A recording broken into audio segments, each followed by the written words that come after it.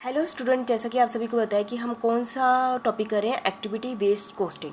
जैसे ही activity based costing ABC costing कर रहे हैं, तो उसमें जैसे ही कोस्ट ड्राइवर इंपॉर्टेंट टर्म है, वैसे ही कोस्ट पूल हमारी बहुत ही इंपॉर्टेंट टर्म है।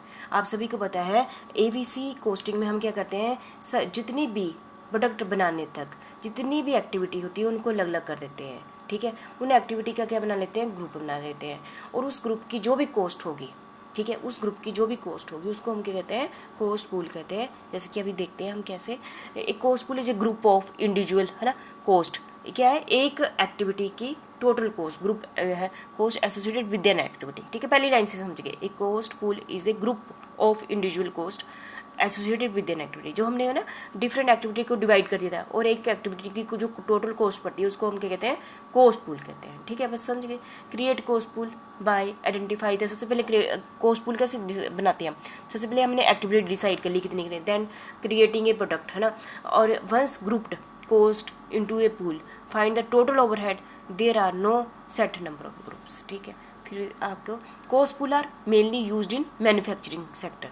कॉस्ट पूल कहाँ यूज़ करते हैं, manufacturing sector, as it easier to allocate cost to certain product and service. ठीक है, compare to standard costing method. इसका किसके साथ कॉस्ट पूल का कंपेयर किया जाता है, standard costing method such as the cost of goods sold using a cost pool method allow you to allocate cost at a highly refined level to see where exactly your money is being spent and further identify how much is spent to sell each product. ठीक है, create and sell product. ठीक है, for instance, instead of allocating cost based only on machine hour, the use of cost pool would allow you to allocate cost based on machine hour, labor, customer service, inspections and order processing. यहाँ totally कहने का मतलब है हमने सारी activity को divide कर दिया, और एक एक्टिविटी से रिलेटेड जितनी भी कॉस्ट हुई, जितनी भी वो इकट्ठी कर दो, तो उसको हम क्या कहते हैं, कॉस्ट पूल कहते हैं। ठीक है, how to create cost pool, first need to find out how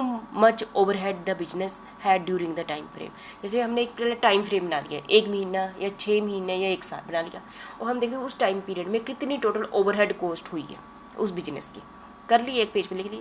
then identify the activities, उस बिजनेस में करते समय कितनी टोटल एक्टिविटी हुई है वो अलग से लिख ली, that were associated with the amount of overhead, है ना। और group them into cost pool, और हर एक्टिविटी की क्या डिवाइड कर दिया, ओवरहेड को कर दिया, group them into A cost pool.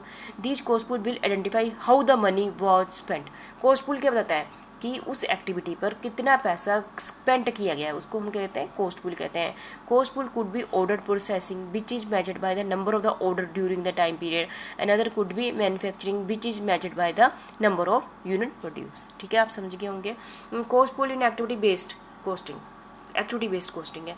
Cost pool are used in activity based costing method to allocate cost.